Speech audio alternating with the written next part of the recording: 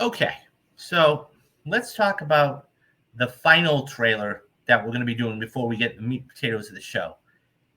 And this is the one that I actually watched it and I went, huh? And I thought I'd seen it before and I had. And then I went back online and I went, oh, so we got a brand new Flash trailer. And this just, I was on, I've been not critical of the Flash. Let me say that immediately.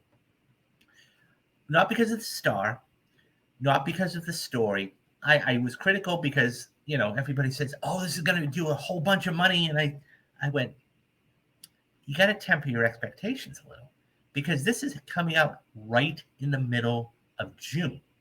Okay.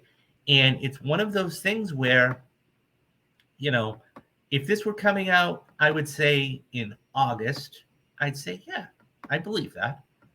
But right now, okay, you going to have 4 movies out, okay, in Guardians of the Galaxy, Fast 10, Cross the Spider-Verse, which we'll get to in a minute, and Transformers.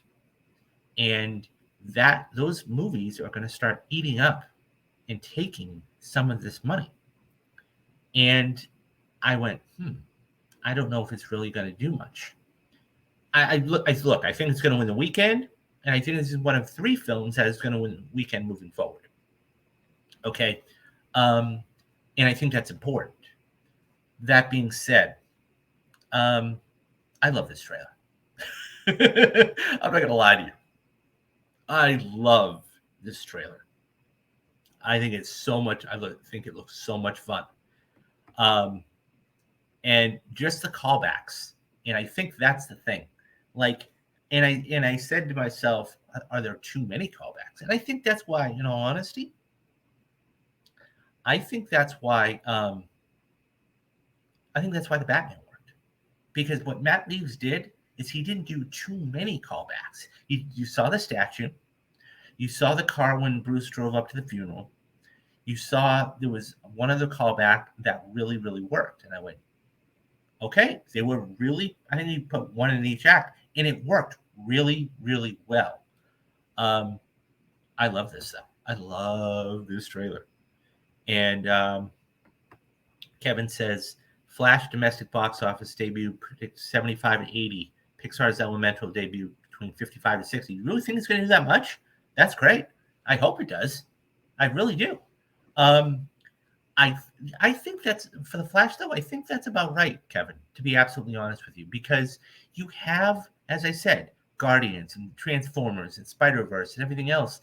And I think that if this makes $100 million opening weekend, phenomenal, because it's then going to make, if this drops between 45 and 50%, next week, I think that's going to be a big thing. This is going to be one of the few movies in the Flash that is going to win 2 weekends.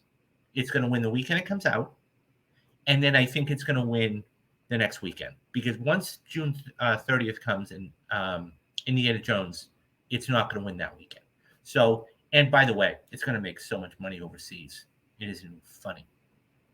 So I'm really looking forward to this. I think you're right. Elemental, I don't know. I mean, it's got tough sledding ahead of it, And look, I think that it should do quite a bit of money. So we'll see about that. Although I do like this movie. I do like the looks of this movie aesthetically. I loved the end. And once again, guys, I'm going to put the trailer in the description box for you guys. So this does come for the wrap. And basically, this is a pretty short article. And it says that Barry Allen inadvertently changed the future when he goes back in time in the latest trailer for The Flash.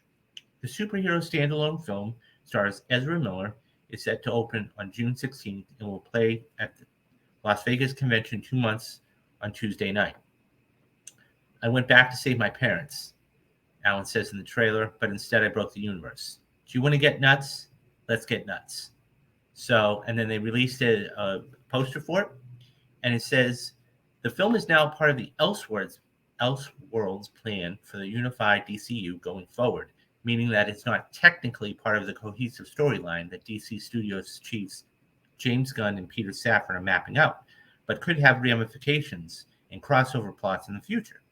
Gunn heralded the film and recently said, quote, "I will say here that Flash is probably one of the greatest superheroes movies ever made." That's a big statement by James. End quote. I've watched The Flash and I've seen it 3 times. It's a very emotional movie, says Warner Brothers Discovery chief David Zaslav, adding to the CinemaCon presentation. We'll get to his comments in a couple of minutes. You're going to go through all the emotions. To me, it's the best superhero movie ever made. Starring Ezra Miller as Barry Allen / The Flash, and was inspired by the landmark comic book Flashpoint.